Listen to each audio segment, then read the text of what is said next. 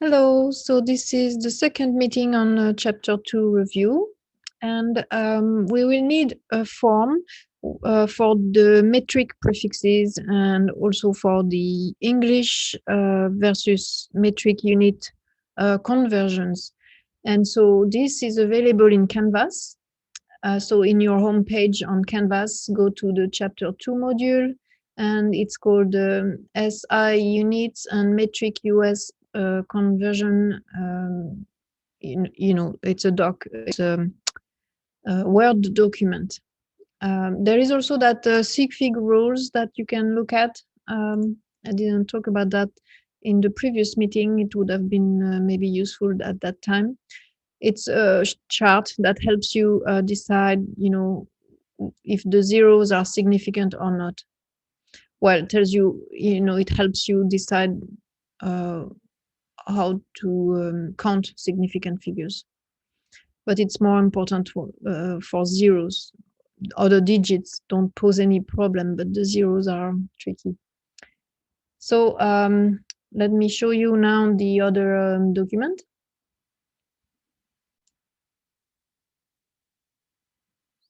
So the other document looks like this. It's the tables with the SI. So SI refers to Système International. It's actually the French word, le Système International. That's the system that is used internationally for units. And it shows how for mass we use the kilogram, for length the meter, for the time it's the second. Temperature is in Kelvin, and volume is in cubic meters. And you have the abbreviations here. And with the abbreviations, you need to be very careful. When you have a capital letter, it has to be a capital letter. And if it's a lowercase letter, use the lowercase. These temperature conversions equations will be useful for the second part of the chapter 2. And here there's an important fact. 1 milliliter is equal to 1 cubic centimeter. This is very useful. Then for the units, units will be used in chapter 10. So then you have the tables of prefixes to make the unit larger. So the giga, mega, kilo, and then their meaning, their symbol and their meaning. And then the prefixes to make the base unit smaller. And so you have the deci, centi, milli, micro, nano, their symbol and meaning. So I will explain how we use these tables as we use examples. And then at the bottom, the pink table is all about English or US, I should say, US versus metric conversions. So you have US units only here, and then the conversions between the metric system and the US system for different quantities, length, mass, or volume. So we will use that a lot. So you want to have this open. So let's go back to our chapter 2 review. So it's the chapter 2 review on measurements and calculation. And we have done up to question 5. So we'll start with question 6. Match the key terms with the correct description. So you have the key terms here, and then that's the description, and you want to match the key term with the correct description. A number obtained by counting, like counting fingers or counting eggs or tables. These are called exact numbers. This is important you understand what is an exact number, because exact number will not limit the number of sig figs in a measurement. So then know what it means when we talk about an exact number. It's a number obtained by counting things that you cannot, have half of, or, decimal parts. Second part of the name of a metric unit that precedes the base unit and specifies the size of the measurement. These are the prefixes. Prefix in plural, it's prefixes. So a prefix is used in front of the base unit, and it will make the base unit, larger or smaller. The ratio in which the numerator and denominator are quantities from an equality. So numerator, denominator, so it looks like a ratio that we use to do some conversions. And so this is what we call a conversion factor. Here, conversion factor. Oops. Oh, shouldn't have copied that.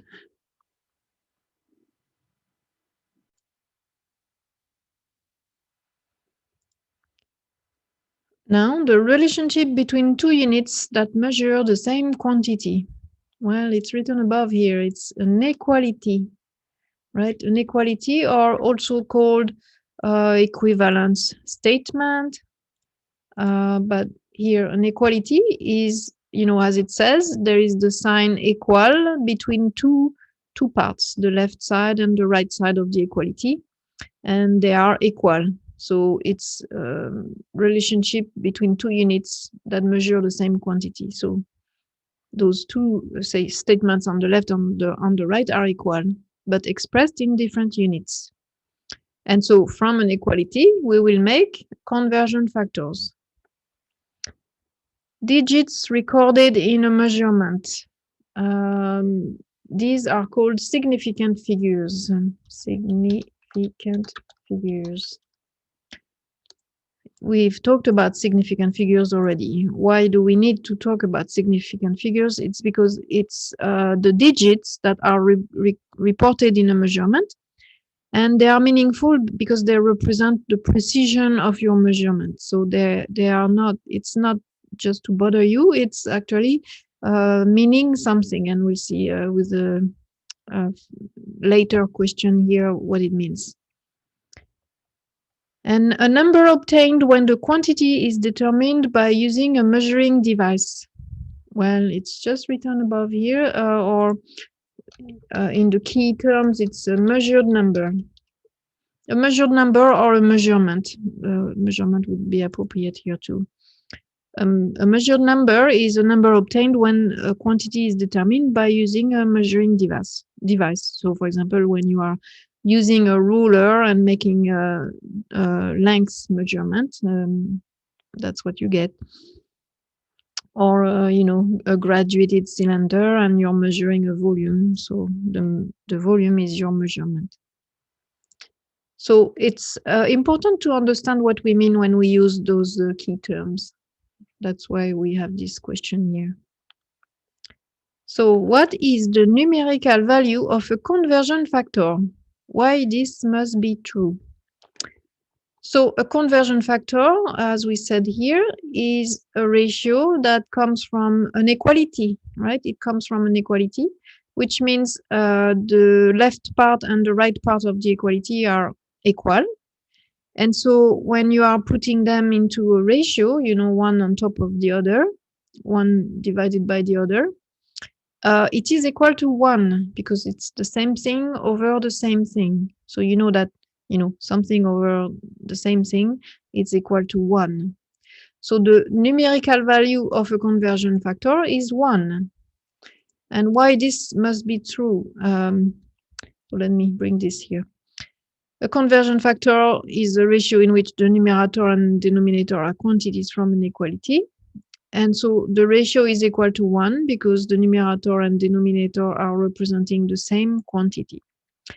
And so this allows us to use conversion factors to change the unit of a measurement into another unit, because so without changing the quantity itself, because it's like multiplying by 1.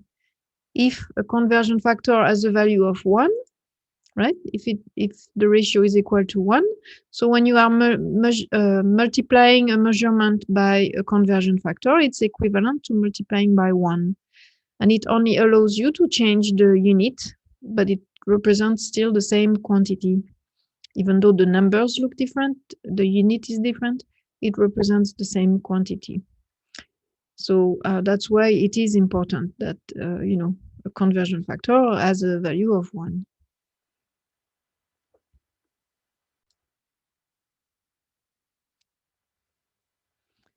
So question 8, give the name of the prefix, the metric prefix that corresponds to each of the following. So that means this is the meaning of your prefix and you want to find the symbol here or the name. You know, the name and the symbol would be good. So we will need to go to that document here and look at the prefixes, metric prefixes. So we have the ones that make units larger and the ones that make units smaller. And when you see a value like 1,000, like here, it's going to be a prefix that will make the unit larger, right? So you want to look at the top table. And here we see that it's the kilo. The kilo has a meaning of 1,000. And so that's what you will use here. Kilo is the prefix that will multiply the base unit by 1,000. 10 to the negative 2. So that's, 1 divided by 10 2 times. So it's a small, so it's going to make the base unit smaller. And here in the table, we see there 1 10 to the negative 2 is 0.01, and that corresponds to the centi. Centi refers to the fact that you, it's like the cents compared to the dollar. A cent is 1/100th of a dollar, right? 0.01. So you can remember this by, thinking of the cents versus the dollar. So that's the centi. And the symbol is C, lowercase c. So be careful again to keep it lowercase if it's a lowercase. 10 to the negative 6 is the micro, used a lot, in biology or, most biology, but also when you're doing very tiny things like nanotechnologies would use the nano and the micro. So the symbol is the mu. It's a Greek letter, so watch out how it is drawn. And so 10 to the negative 6 is 0.0000001. It's too many zeros. You can miss one, forget one, add one easily. So that's why it's always best to use the 10 to the negative 6 when you have to deal with the micro. And then the symbol. So here you have to watch for the symbol. It's a special letter. It's the Greek letter mu.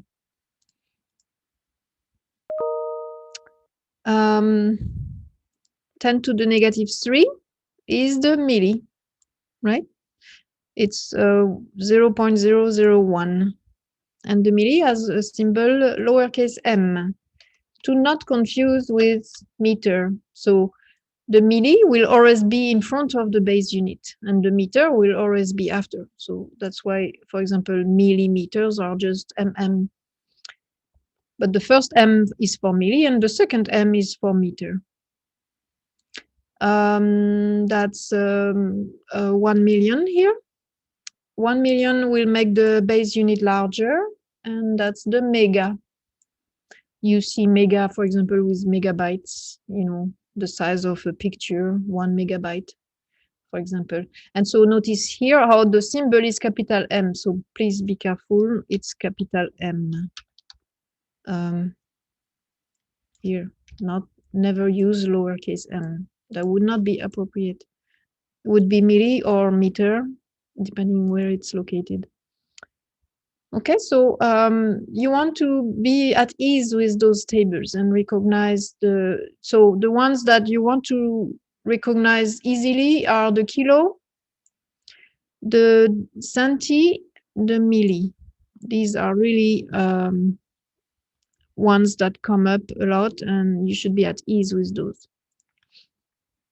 So let's practice using them and completing the following metric system equalities. And this will show you how we use those tables. So for example, you have 1 milliliter. So how will you convert that to liters? So the base unit here is the liter. So you will always rewrite the liter, the base unit on the other side. And then what you want to do is change the milli by its meaning, by its value. And so here, 1 milliliter will be, and so either you use the scientific notation or the 0.001, it doesn't matter. So you will replace the symbol M by 0.001. 0.001, and then you write again the base unit. The base unit doesn't change. You only remove the prefix and gave its value. So that's how you would get the equality, for example, between the 1 milliliter and the liter. Let's try with 1 kilogram. 1 kilogram here, the kilo is 1,000 or 1/10 to the third. The base unit, as you saw, is the gram, right? Here, these represent the base unit. These are not going to be prefixes, but they show you the base unit can be the meter, the second, the liter, the gram, the Kelvin.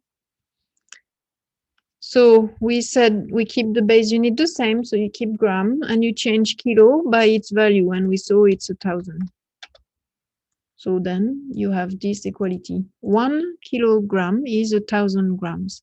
You always put the 1 for the prefixed unit, right? 1 kilogram is 1,000 grams. Now 1 centimeter. So centi has a value of 0.01 or 10 to the negative 2. And then we will write meter after that. So 0.01. So 1 centimeter is 0.01 meter. And finally, we have the nanosecond then down below here. 1 nanosecond. Nano is, I will use the scientific notation, is 10 to the negative 9. Please don't use the number with all these zeros. It's too confusing and hard to read. So use the scientific notation automatically when it's, you know, with exponent that low. So 1 10 to the negative 9, that's the value of the nano prefix. And then you rewrite the base unit of seconds. Oops. So that's how you would write the equalities from these tables. It is important to know how to write the equalities. So the 1 will always be in front of the prefixed unit. That's a prefixed unit because you have a prefix in front of the base unit. So now, maybe you are used to the US units, which are the English system. And so this question is to allow you to think about, what would be the metric system unit the most appropriate for measuring the following quantities. So for example, the distance between Philadelphia and New York, how would you express it if you only use the metric system? So here I insist on the fact that we ask you to use the metric system only. So you may think, okay, miles, but it's not miles in the metric system. You would use the kilometer, right? That's how you would write the kilometer. So and the symbol is km. We would use kilometers to say the distance between two cities like that. And you have probably noticed how when you go to Canada from the US, the distances are given in kilometers and then the speed in kilometers per hour. The thickness of a hair. So hair are really have a small thickness, right? So you may think thickness, centimeters, but no, centimeters would not be appropriate for hair. And millimeters either, actually. It's smaller than that. We would use normally micrometers for hair. So you would use the micrometer. And the symbol would be that Greek letter and then M. So for thickness of the hair, we would talk in micrometers. Millimeters might do, but it would be a small number in millimeters. So it's better to use the unit that doesn't make it a small number. The volume of a car gas tank. So you are at the gas pump station and you want to refill your gas tank.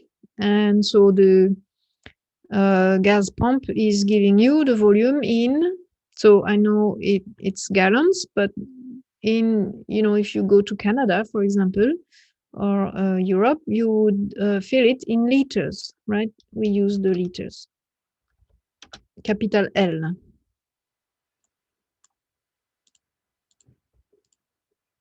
So a liter is about 1/4 of a gallon.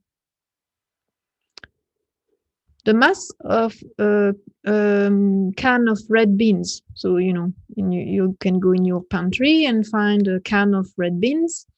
In the US, they use ounces, but, in the metric system, we would use the grams, right? And sometimes the grams are also written. So that would be in grams. The length of your bedroom. So, you can do some pace in your bedroom and measure the length. And, okay, maybe here you would think feet. Okay, but in the metric system, there is nothing like feet.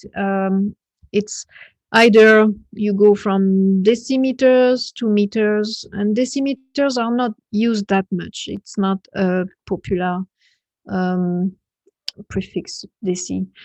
So you use a lot centimeters and millimeters, and then from there you go directly to meters. So to measure the length of a bedroom, you would use meters.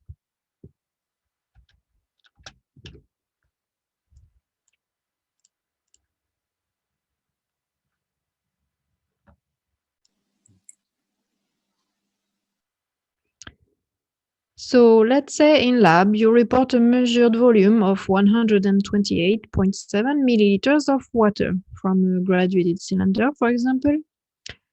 So what range of answers does your reported volume imply?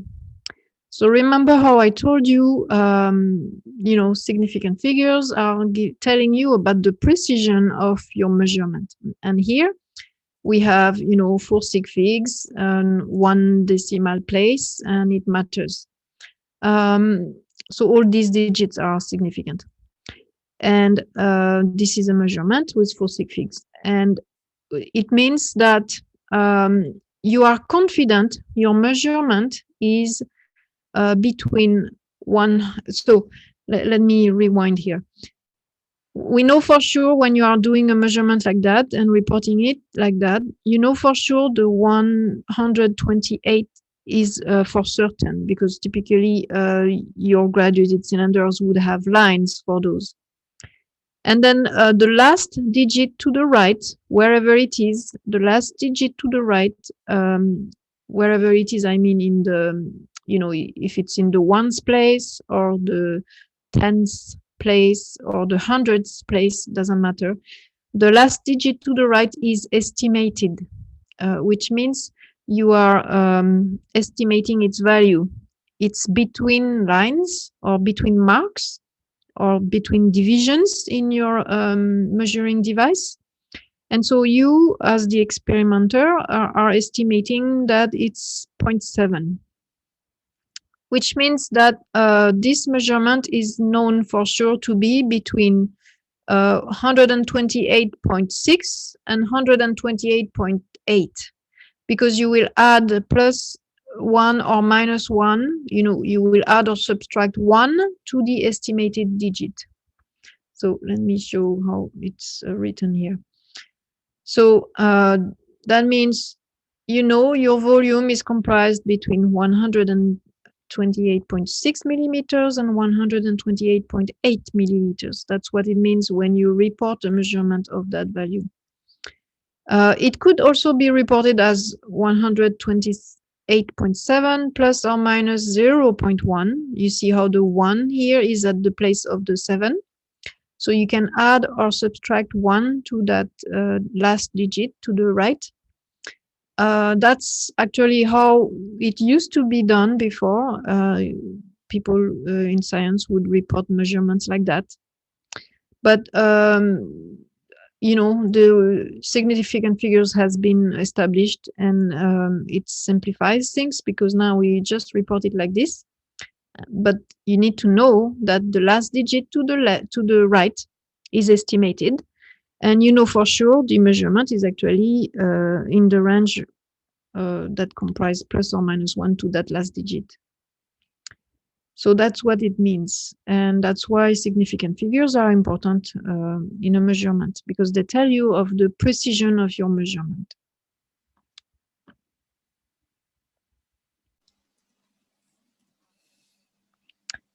So let's practice reading measurements. And we have here ruler. It's zoomed a lot so that we see it larger.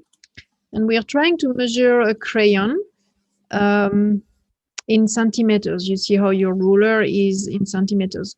But remember how the centimeters are the 1, the 2, the 3, the 4, right? And there are lines in between that are, millimeters. But we will read it in centimeters.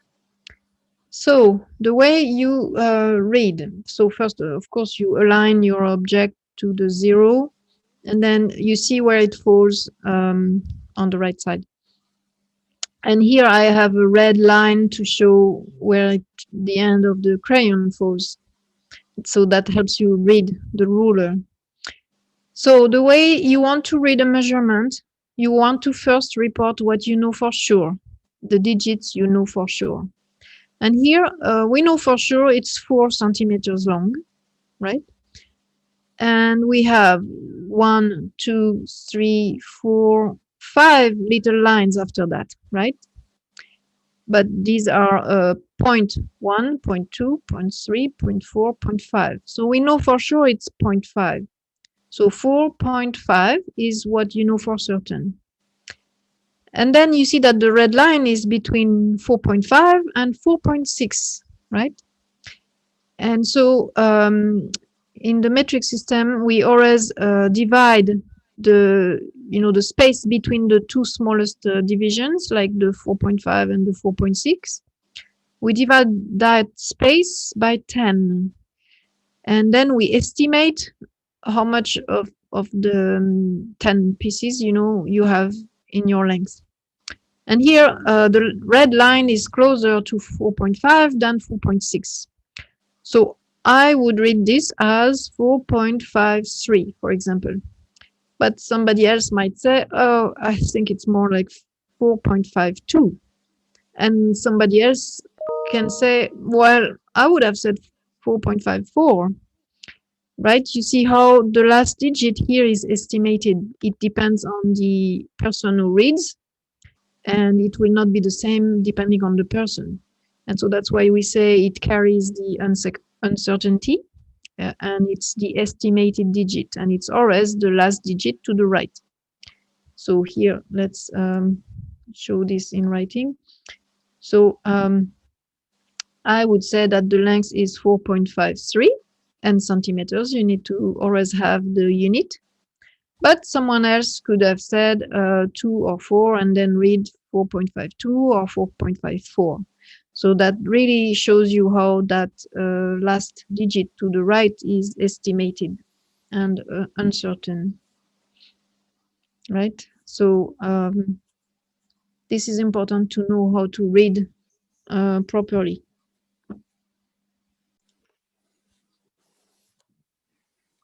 Okay, question 13. What is the volume of the liquid in this graduated cylinder here? So, okay, you have to always read the volume of a liquid at the bottom of the meniscus. The meniscus is that wavy curve here at the top of the surface of the liquid. Liquids like water tend to climb up the wall of the container and so be lower at the center and then climb up the wall on the outside. So it forms, like a curvy surface that dips down. And so you want to read where it's the lowest. Don't read where it's the highest. You want to read at the bottom of the meniscus. And so when you look from the side like that, the meniscus would not look like that. It actually looks like a thickness at the surface. And you want to read at the bottom of that thickness, not the top. And so I have this red line here to help you see where you should read. So at the bottom of the meniscus, where it's the lowest. Next, you need to evaluate what is the value of your lines in your, of the divisions in your instrument. And here we have a 3 for a longer line and then a 4 for another longer line. And in between we have 1, 2, 3, 4 lines only. So it's divided into 5 spaces between 3 and 4.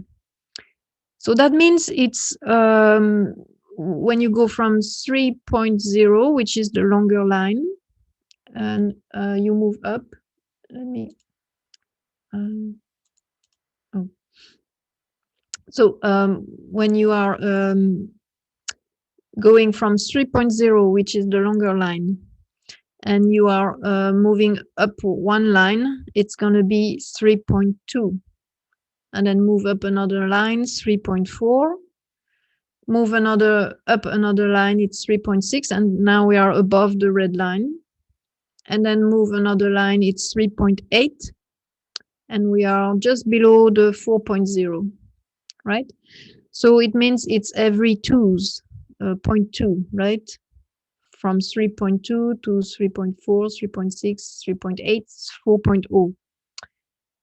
So when you have instruments like that, you cannot do the thing we usually do with the metric system instruments where you divide the space by 10. You cannot do that in this case. You have to only cut in 2. So that means here the line is, we know for sure it's between 3.4 and 3.6. So this would be read as 3.5 because it's exactly between 3.4 and 3.6. And even if it looked closer to 3.6, then you might decide, okay, it's 3.6 or keep 3.5, but you cannot give another digit after that. It stays as 1 decimal after the 3 because it's not precise enough. So if I show this in writing here, oops. So remember how volumes are read at the bottom of the meniscus? And when divisions are every 2 instead of every 1, you cannot read as precisely.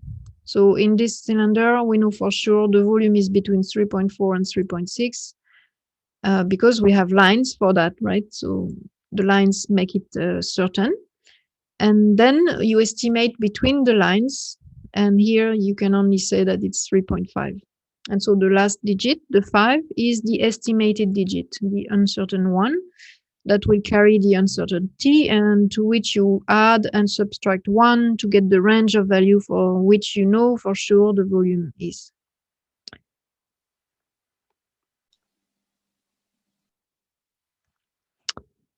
Question 14. Who is taller, a man who is 1.67 meters tall or a woman who is 5 feet and 10 inches tall? So these are not expressed in the same units, right? It's all length or height, but we have meters on one hand and feet and inches on the other hand. So to be able to compare these heights, you have to change one of the measurement into the unit of the other. And, meters are more convenient, so we will change the feet and the inches into meters. So let's do this. We need to do a conversion, right? And we will do it in 2 steps. First, you need to change the 5 feet, and then next you need to change the 10 inches into meters, each of them into meters. So let's convert the 5 feet into the meters first. So when you have a conversion like that to do, you go to the table, and feet are units of US unit, and meters are metric. So you want to go to the pink table because that's where you have conversions between metric and US units. A height is a unit of length, right? So you want to look only at that row, the first row. So we have to focus on this box here. And we don't have feet, something between feet and meters. What we have meters between inches here. So we will have to convert the inches into foot, right? So we will have to use the US to US conversion here between foot and inches. So we will need two conversion factors. One from first foot to inches, and then inches to meters. So let's write these equalities.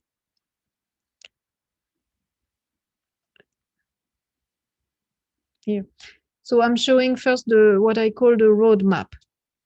The roadmap is, I think it is important you do that when you are doing conversions, because sometimes there is so many units, intermediate units, that it helps to know, the path you will go from the initial unit to the final unit. And here we have two conversion factors. So two arrows. Each arrow represents a conversion factor that you will use. And because we start with feet, we will first change them to inches, because we have an inequality for that, and it's below here. 1 foot equals 12 inches. And then to change the inches to the meters, we will use the fact that 1 meter is 39.37 inches, and these come from here, right? Okay, so we have our two equalities that we will change into conversion factors. So when you write your calculations for converting units, always start with the given amount. And here the given amount is the 5 feet, right? I should have added here, given is 5 feet. So always start the calculation with the 5 feet. So let's move this up here.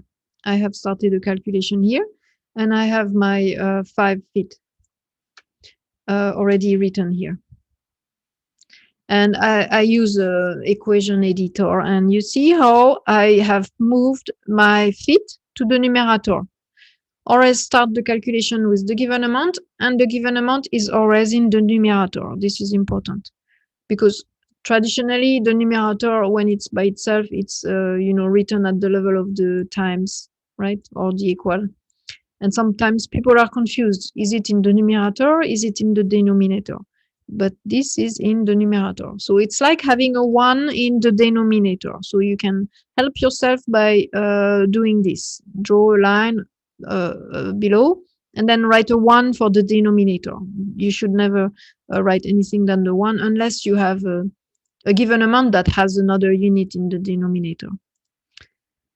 So the first conversion factor is a ratio here, and I highlight it here. And it will convert the feet into inches, right? And we will then use the 1 foot equals 12 inches. And there is two parts to that equality, and you need to decide which part you will put in the numerator, which part you will put in the denominator. And here, because we start with feet, you want to cancel the unit of feet. So you will put 1 foot on the bottom, and then the 12 inches on top. This way, you can cancel the feet. And I have these things here to show how I cancel, but it moves when I use them, how I cancel the feet here. Let me make this bigger. Okay, so the feet cancel. We have inches now as the intermediate unit, and it's in the numerator. And the next step wants to cancel the inches, because that's not the unit we want in the end, it's meters. So you want to cancel inches in the next step. So the second conversion factor here will need to have the inches in the bottom so that we can cancel the units of inches. And because you're using this equality for the second conversion factor, so you will write the 39.37 on the bottom. and then the 1 meter on top. The desired unit or the final unit should always be in the numerator of the last conversion factor, right? And so because the inches cancel, right? You see how the inches cancel. So you know that your final unit will be in meters. In the calculator, you do 5. So you multiply all numerators together. So 5 times 12 times 1, which you don't have to do, the times 1. Then you divide by each denominator. And here there is only one denominator worth dividing. It's the 39.37. And the calculator answer is 1.52400. I will keep a lot of significant figures because I don't know, how to run this for now. I will follow the given amount here of the man's height to decide how I run this. But this is only changing the 5 feet, right? And the woman is 5 feet and 10 inches. So you need also to convert the 10 inches into meters and add that to this value, right? So now let's do the conversion of 10 inches into meters. And we already have the conversion factor or the equality here. 1 meter is 39.37 inches. So we can already start writing the full calculation here. So let me give us more space. So this is a bit tiny.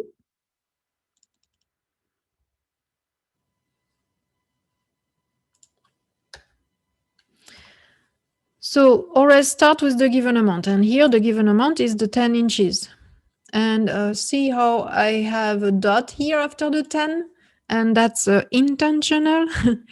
It's to show it's precise to the 0, right? So the 0 is significant and it's 2 significant figures here. Because I don't want to remove significant figures, otherwise the height in meters wouldn't be meaningless. So always starts with the given amount. The given amount is in the numerator, so it's like having 1 in the denominator. The only conversion factor we need is the one that changes meters to inches.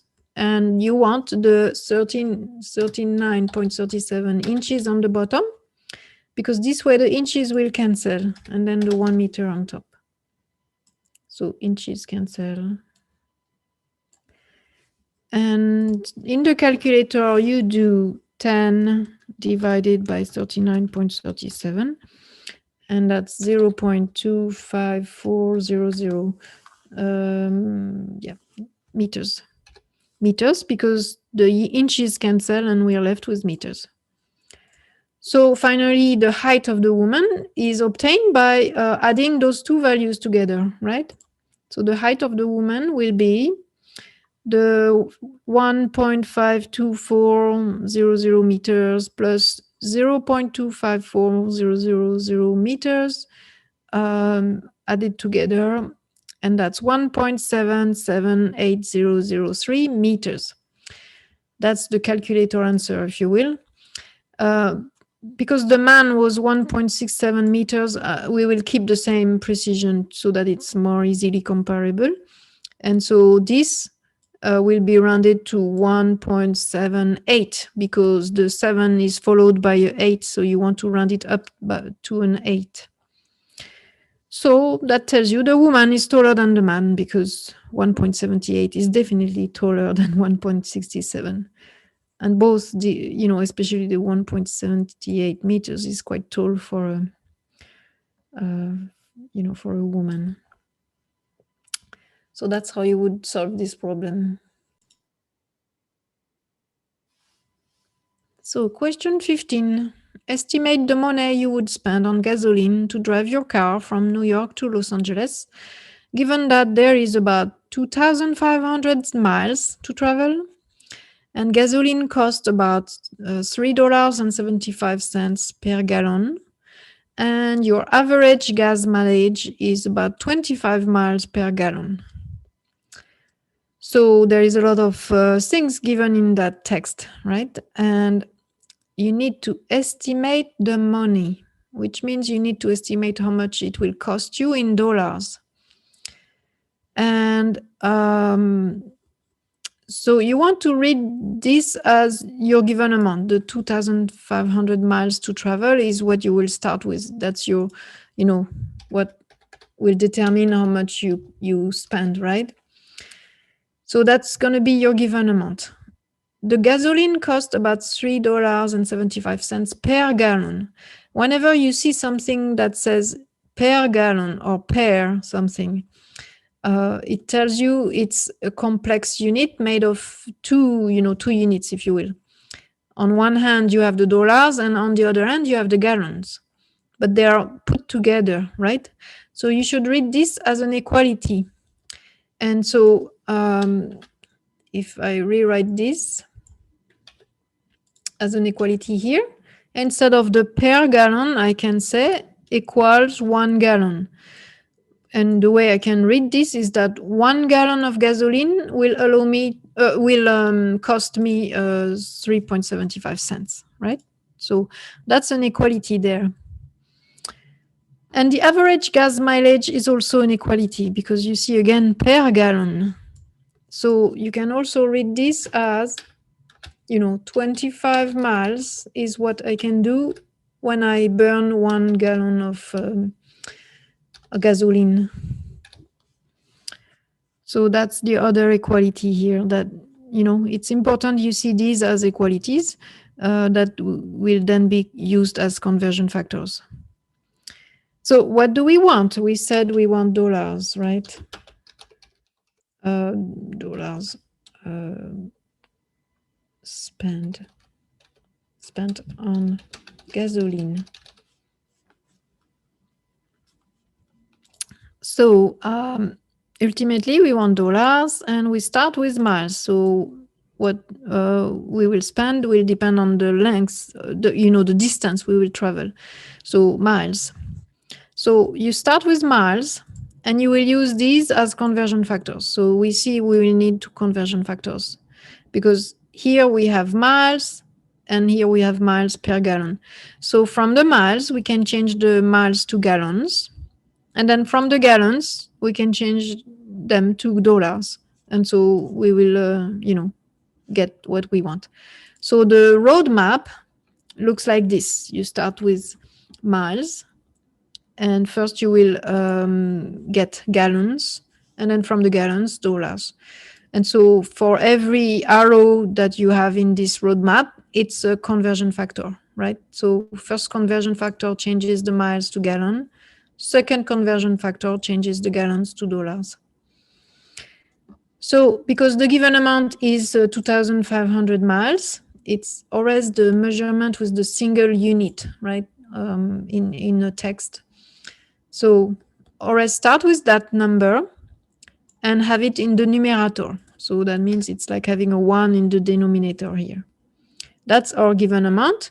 And the first conversion factor that will be written in there will change the miles into gallons according to our roadmap. So we will use this equality. Because we have miles in the numerator, we want miles in the denominator. So 25 miles on the denominator, and then the 1 gallon on top. We know it has to be written like this because we want to cancel miles. And let me grab these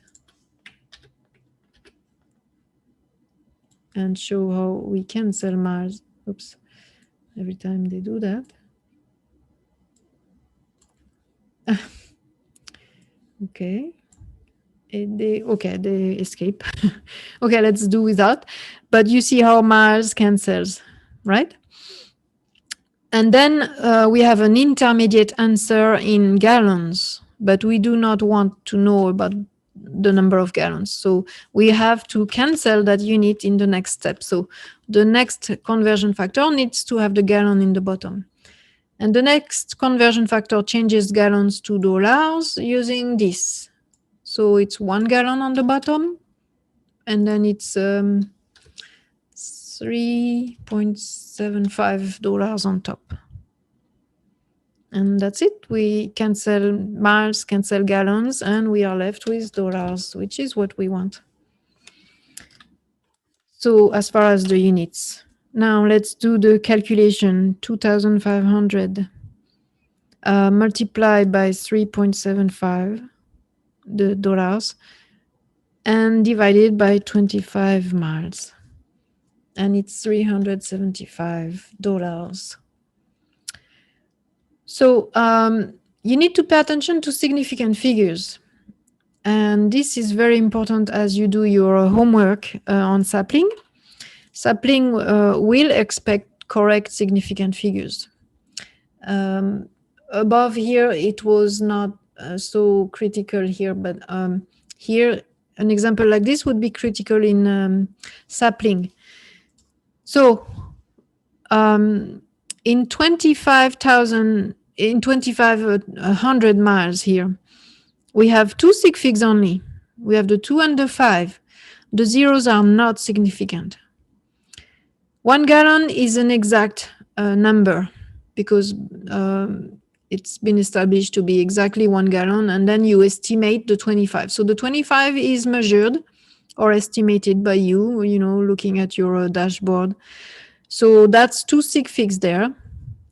Again, the 1 gallon here is exact. And then that's a measurement here as you, depending on the gas station you go to. And so that's 3 sig figs there, right? 3 sig figs, 2 sig figs, 2 sig figs. So the least number of sig figs is 2. And we are looking at the least number of sig figs because we are multiplying and dividing, right? So if we run this to 2 sig figs, it's not 375 anymore, but 300. We keep the 7, but what comes after the 7 is a 5. So we need to round it up to an 8. And then you need to add a 0 to show that it's in the hundreds place. So the 3 is in the hundreds place. And so rounded properly to 2 sig figs, it would be actually $380.